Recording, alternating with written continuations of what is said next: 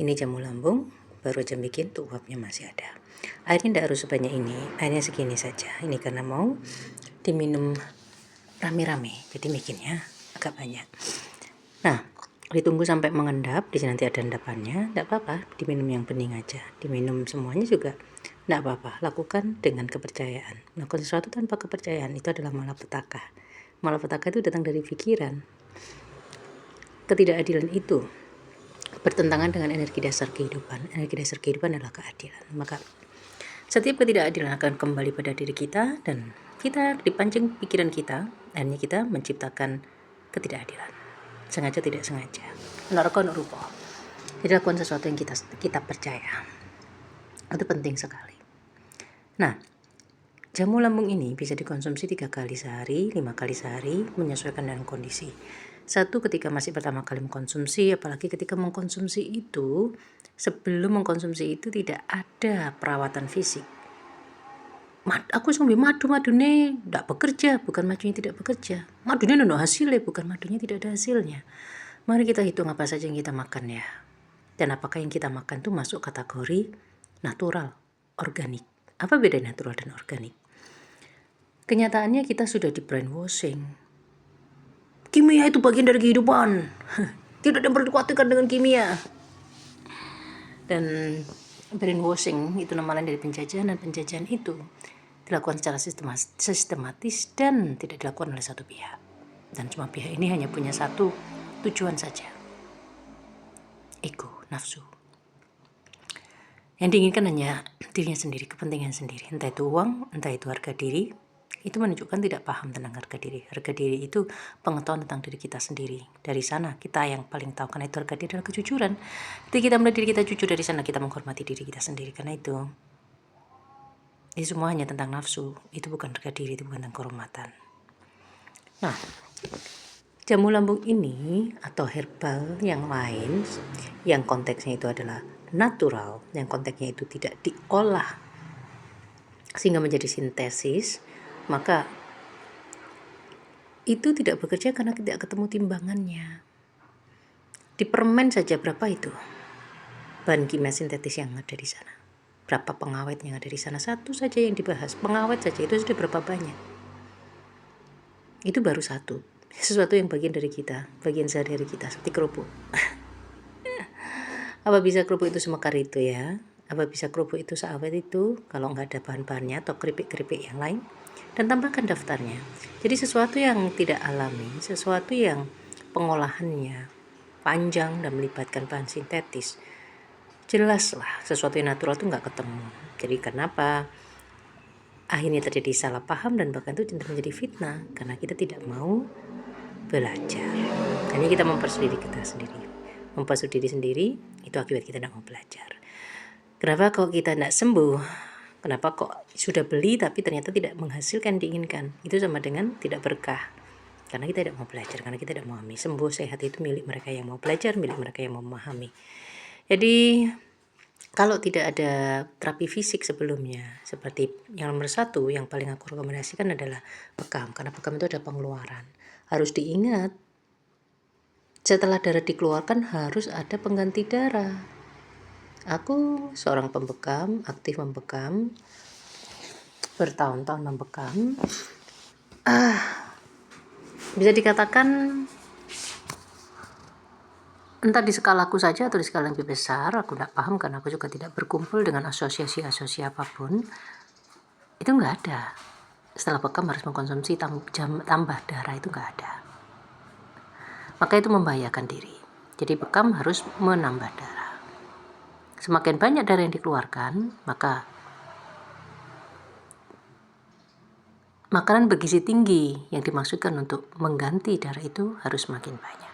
Sederhana. Jadi dengan bekam ada proses pengeluaran, maka ibarat itu kalau kita mau pergi ke tempat X, ke kota X, ke kota Y, lalu jalannya macet, suwe kan tutui. Nah, sama seperti itu.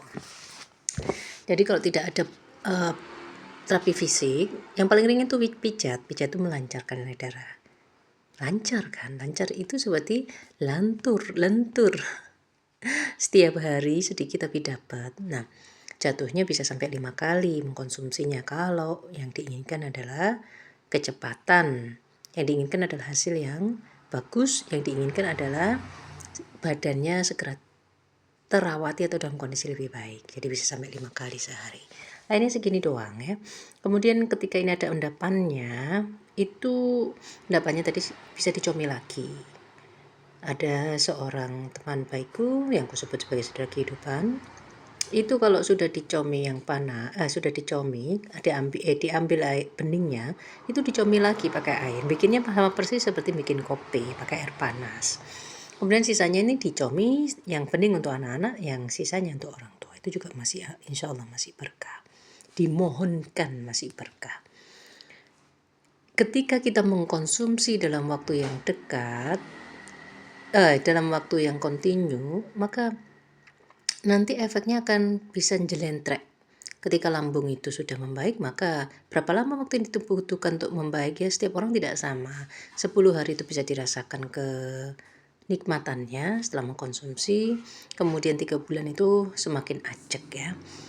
Wal asri, itu semua hanya karena kita tidak memperhatikan sekitar kita, diri kita sendiri dalam konteks yang paling ringan. Bagaimana kita dari 0 sampai bisa usia seperti saat ini itu butuh berapa tahun, maka sembuh itu juga butuh bertahun-tahun. Itu sebuah hal yang sebenarnya sangat-sangat wajar, tapi karena kita tidak memahami, makanya kita jadi tergesa-gesa, kesusu-susu, sudah tidak punya kepedulian, ditambah lagi tergesa-gesa. Ini kita mengumpulkan kenegatifan.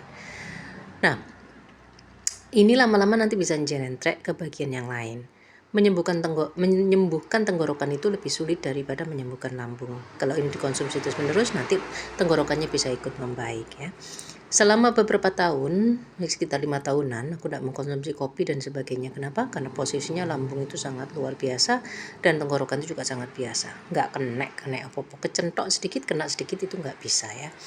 Jadi ini juga bagian dari diriku sendiri, ini juga berkontribusi besar pada diriku sendiri.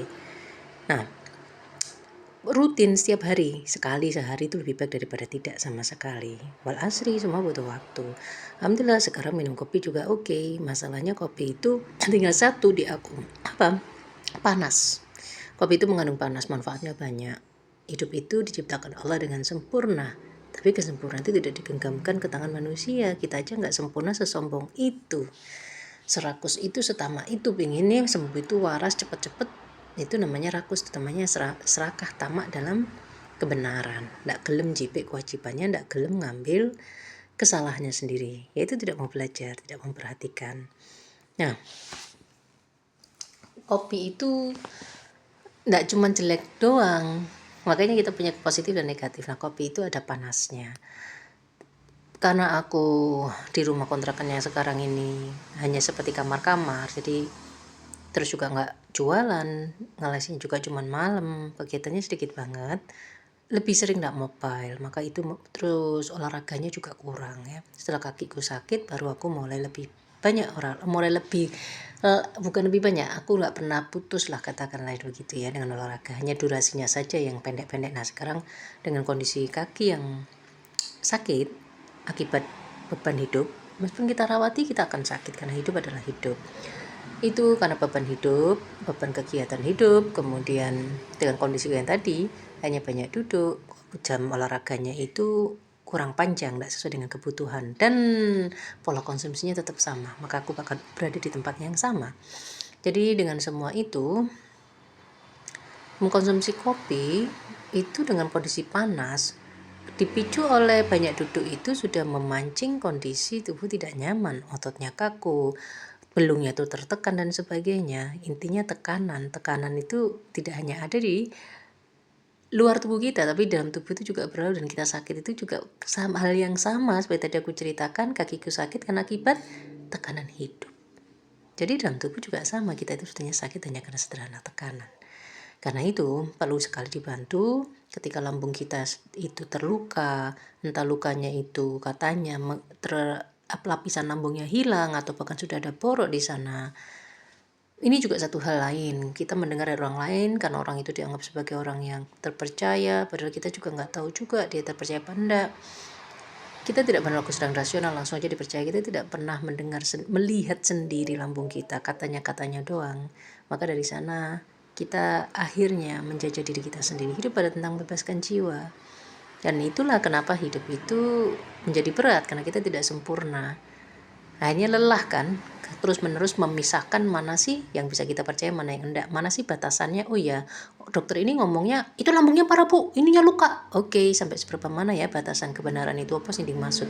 Akhirnya dalam semua hal kita harus begitu, itu yang luar biasa melelahkan. Justru karena itu kita butuh merawat diri kita, perawatan adalah terbaik. Dan lambung itu sama seperti kita, kalau kita nempeleng orang lain atau mengilok no orang lain kan marah. Nah, lambung sama seperti itu. Ketika tubuh kita terbebani, tertekan, maka reaksi lambung itu akan mengeluarkan zat yang disebut asam lambung. Apakah tidak boleh diberi nama lain? Kan penamaan. Kita juga mengenali orang lain, kita juga tidak mengenali kan. Nah, ini sama sekali tidak bermaksud merendahkan, tapi faktanya hidup itu milik Allah. Faktanya kita semua dihidupkan Allah, tubuhnya masing-masing, pikirannya masing-masing. Itu memperjelas kehidupan itu bebas. Apa arti sebuah nama ketika itu dibingkai dalam kebebasan? Bukan berarti tidak boleh memberi nama juga, tapi juga tidak berarti nama itu tunggal. Nama manungso ada berapa banyak? Ada berapa nama Muhammad? Apa berarti kalau bukan orang Arab tidak boleh pakai nama Muhammad? Kemudian dengan fakta bahwasannya manusia itu dibingkai dalam kebebasan, karena setiap kita ingin bebas, di situ kita akan muncul kebutuhan untuk menyampaikan gagasan kita. Di sana akan muncul saling menghargai dan menghormati. Jadi kebebasan menjadi sesuatu yang jelek hanya karena kembali lagi kenapa nggak bisa sembuh? Karena hal yang sama. Karena kita tamak rakus pada kebenaran. Kitalah yang paling benar.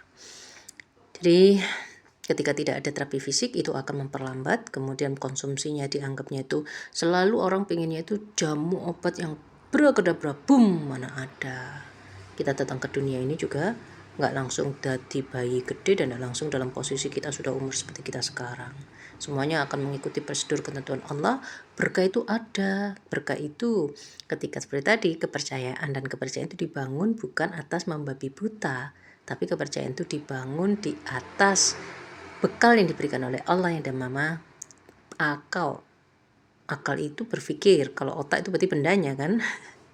Apapun istilahnya, kenyataannya manusia zaman dulu anggaplah tidak mengerti otak, tidak melihat otak, tapi kenyataannya manusia dari zaman ke zaman mengakui kita punya akal, kita makhluk yang berakal.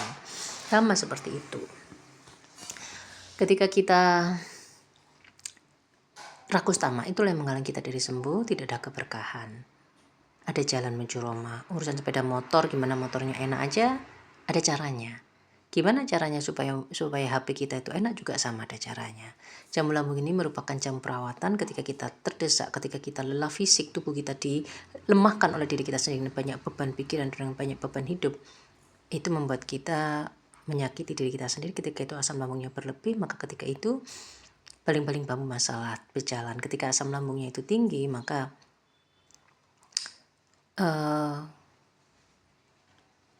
tekanan itu akan tinggi. Ketika tekanan tinggi, tekanan terbawa kemana-mana. Maka diawali dari hal yang sederhana itulah kita hanya sakit. Sederhana dan simpel. Karena manusia adalah makhluk ciptaan Allah Tuhan.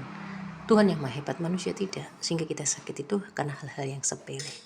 Untuk memaksimalkan hasil yang disebut sebagai abrakadabra, yang disebut sebagai bim salabim, yang disebut sebagai ajaib, sekolah langsung sembuh, itu disebut keberkahan. Dan keberkahan itu datang dengan kita berakal. Dari akal lah. Hanya kita sanggup untuk tawaduk, untuk ikhlas. Tawaduk, bahwasanya hidup tidak seperti keinginan kita. Kita loron aja nih, kepingin waras kayak sakit sekolah, tapi kan ini hidup milik Sang Pencipta, ada aturannya. Aturannya ada waktu. Ya udah, ikhlas, tawaduk menerimanya. Maka ketika tawaduk, maka kita akan ikhlas menerimanya. Itu yang membuat keberkahan, itu yang menjadikan sebuah hal yang sederhana itu menjadi hebat, jadi abrakadabra. Dikonsumsi sebelum makan dan sesudah makan, yang penting ada jaraknya. Kenapa? Hanya supaya hasilnya lebih baik. Mau 1 jam sudah makan, 2 jam, kapanpun itu tidak ada masalah.